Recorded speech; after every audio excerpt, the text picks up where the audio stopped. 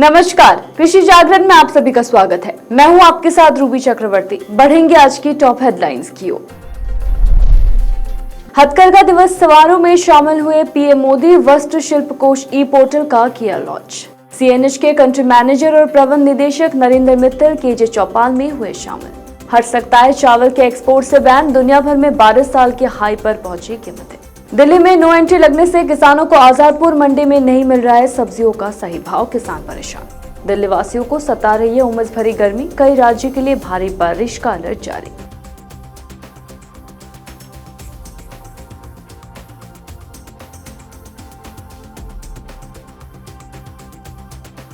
बढ़ेंगे खबरों की ओर। प्रधानमंत्री नरेंद्र मोदी ने नई दिल्ली के प्रगति मैदान स्थित केंद्रीय कपड़ा मंत्रालय के भारतीय वस्त्र शिल्प कोश का ई पोर्टल लॉन्च किया है। राष्ट्रीय हथकरघा दिवस पर आयोजित किए जा रहे इस कार्यक्रम में खादी बुनकर हथकरघा कारीगर भी भाग लेने वाले हैं। वह कार्यक्रम दोपहर 12 बजे शुरू हुई थी और इस कार्यक्रम में कई शिल्पकारियों ने भी हिस्सा लिया। प्रधानमंत्री मोदी ने इसे लेकर ट्वीट किया था और कहा था कि ये लोकल फॉर वोकल को बढ़ावा देने के लिए, स्थानीय वस्त्रों और हथकरघा को लोकप्रिय बनाने के लिए हमारी प्रतिबद्धता का महत्वपूर्ण अवसर है। वो पोर्टल कपड़ा और शिल्प का भंडार है और ये पोर्टल सभी हथकरघा समूहों, बुनकर सेवा केंद्र, निफ्ट परिसरों, राष्ट्रीय हथकरघा विकास निगम, भारतीय हथकरघा प्रौद्योगिक संस्थान परिसर, हथकरघा निर्यात संवर्धन परिषद और केवीआईसी संस्थान, राष्ट्रीय हथकरघा विकास निगम समेत राज्यों के विभिन्न कलात्मक विभागों को एक साथ लाने का काम करने वाले हैं। बता दें कि प्रधानमंत्री नरेंद्र मोदी ने शुरुआत से ही शिल्प कौशल की परंपरा को जीवित रखने के प्रयास किए हैं। वो हमेशा कारीगरों और शिल्पकारों को प्रोत्साहन कर उन्हें समर्थन करते आए हैं। इसी के तहत आज ये आयोजन किया गया। कृषि जागरण के केजे चौपाल का आयोजन किया गया। इस चौपाल में मुख्य अतिथि के रूप में सीएनएच इंडस्ट्रियल इंडिया के कंट्री मैनेजर और प्रबंध निदेशक नरेंद्र मित्तल और कॉर्पोरेट कम्युनिकेशन और कर्मचारी मोटिवेशन से मधु कुंधारी ने शिरकत की। मित्तल सार कृषि और व्यवसाय को नेतृत्व कर रहे हैं।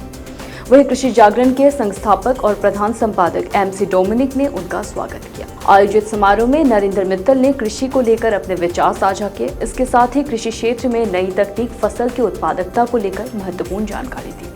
सीएनएच न्यू हॉलैंड एग्रीकल्चर की मूल कंपनी है। सीएनएच इंडस्ट्रियल इंडिया के कंट्री मैनेजर और प्रबंध निदेशक नरेंद्र मित्तल ने कहा कि ये कृषि उद्योग में 80% से अधिक कारोबार वाली 25 अरब डॉलर की कंपनी है। इसके कारोबार से सर्विस की एक बड़ी संख्या में अपनी शाखाएं फैला ली है। इसके साथ ही उन्होंने कहा कि हमने 1998 में नोएडा में अपना पहला ट्रैक्टर प्लांट शुरू किया था। फिर पुणे में गन्ने की कटाई के उपकरण बनाना शुरू किया। इसके अलावा पुणे में पराली जलाने और बिजली पर सब्सिडी के खिलाफ एक परियोजना चलाई जा रही है।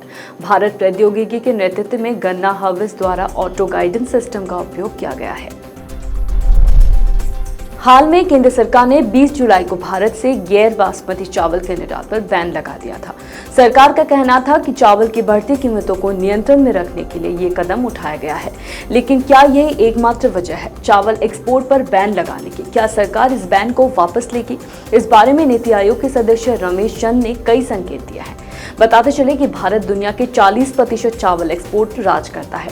इसलिए जब भारत ने चावल एक्सपोर्ट पर बैन लगाया तो दुबई से लेकर अन्य खाड़ी देशों में कोहराम मच गया। जहां चावल की खपत बहुत है, वही अमेरिका जैसे देश में सुपरमार्केट के बाहर लंबी लंबी कतारें देखी गई। भारत 140 से ज्यादा देशों को चावल एक्सपोर्ट करता है। सरकार का दूसरा देश की सरकार के साथ होने वाले गैर बासमती चावल के निर्यात अभी भी जारी है। नीति आयोग के सदस्य रमेश चंद ने कहा कि सरकार चावल के एक्सपोर्ट से बैन हटा सकती है। ये इंटरनेशनल मार्केट की डिमांड पर निर्भर करेगा। सरकार को अंतर्राष्ट्रीय बाजार में एक बार चावल की मांग करने का इंतजार है ताकि चावल के एक्सपोर्ट से बैन हटाया जा सके। वहीं इस बात को भी ध्यान में रखा जाएगा कि इस साल फसल कैसी रहती है। नई फसल का अनुमान सितंबर-अक्टूबर तक आ जाएगा। इसी के आधार पर सरकार आगे का फैसला लेगी। हरियाणा के किसान विजेंद्र सिंह दलाल का कहना है कि हरियाणा, गुड़गांव, पलवल, फरीदाबाद, मेवाड़ के किसानों को आजतपुर मंडी जल्दी बंद हो जाने से परेशानियों से गुजरना पड़ता है। उनका कहना है कि किसान जब तक मंडी पहुंचती है तब तक दिल्ली में नो एंट्री गेट लग जाती है। वही नो एंट्री गेट लग जाने से फल और सब्जियों के व्यापारियों को कम कीमत पर सब्जी बेचनी पड़ती है। उन्हें अधिक मुनाफा नहीं मिलता है। वही आजादपुर मंडी पूरे एशिया का सबसे बड़ा थोक बाजार है। वही आजादपुर मंडी पर एशिया का सबसे बड़ा थोक बाजार है। वही कृषि जागरण से बातचीत करते हुए क्या कुछ कहा है वो हम आपको सुनाते हैं। मैं विजेंद्र सिंह दलाल एक प्रगतिशील किसान हूँ ज़िला पलवल हरियाणा से, और मैं प्रगतिशील किसान क्लब ज़िला पलवल का चेयरमैन भी हूँ। मैं आपके इस कृषि जागरण के माध्यम से कृषि मंत्रालय भारत सरकार को और सरकार को ये कहना चाहता हूँ कि हम दिल्ली के आसपास फरीदाबाद, पलवल, मेवात, गुड़गांव और हरियाणा के कई ऐसे ज़िले लगते हैं। हमारे लिए दिल्ली की आज़ादपुर मंडी फल और सब्जियों के लिए बहुत अच्छी मंडी है। हम अपने सब्जियों के फलों के उत्पाद जल्दी से और ताज़ा पहुंचा सकें, इसके लिए हमें बहुत आवश्यक है। और मंडी में जो ताज़े फल और सब्जियां हम लेकर के जाते हैं, उनके ख़रीदार वहां पर मौजूद रहते हैं और हमारे ताज़े फल और सब्जियां आसानी से अच्छे मूल्य में बिक जाते हैं। लेकिन दिल्ली में शाम 5 बजे के बाद नो एंट्री लग जाने से हमारी ताज़े फल और सब्जियां रात में फिर 11 बजे हम वहां से नो एंट्री खुलती है, तब हम अपने सामान को दिल्ली के आज़ादपुर मंडी में लेकर के लगभग 12 से 1 बजे रात में पहुंचते हैं। तब तक जो ख़रीदने वाले कस्टमर हैं वो वहां से चले जाते हैं और अगले दिन फिर सुबह हमें अपने उत्पाद बेचने पड़ते हैं। हमारे उत्पाद काफ़ी समय तक देर पर पहुंचने के कारण उनका मूल्य हमें वाजिब मूल्य नहीं मिलता है। मेरा सरकार से ये कहना है कि शाम के 5 बजे जब तक हम अपने मज़दूरों से अपनी फल और सब्जियों को तोड़ करके पैक करवा करके लेकर के आते हैं और हम तकरीबन 2 से 1.5 घंटे में मंडी में पहुंच जाते हैं। सरकार ये तय करे कि उन किसानों को जो अपने ताज़े फल और सब्जियां आज़ादपुर मंडी में लाते हैं, उनको नो एंट्री के दायरे से बाहर निकाल दे। इसके लिए चाहे तो हमारे जो लोकल एडमिनिस्ट्रेशन है उनसे एक चिट्ठी भी लिखवा ले कि भाई ये किसान अपने ताज़ा फल और सब्जियां आज़ादपुर मंडी में बेचने जा रहा है। मौसम विभाग ने देश भर में आज के मौसम को लेकर ताजा अपडेट जारी कर दिया है। अगस्त महीने का आज दूसरा सप्ताह है, लेकिन देखा जाए तो भारत के विभिन्न राज्यों में मौसम में परिवर्तन अभी भी जारी है। देश के कुछ राज्यों में बारिश तो कहीं भीषण गर्मी का सिलसिला बना हुआ है।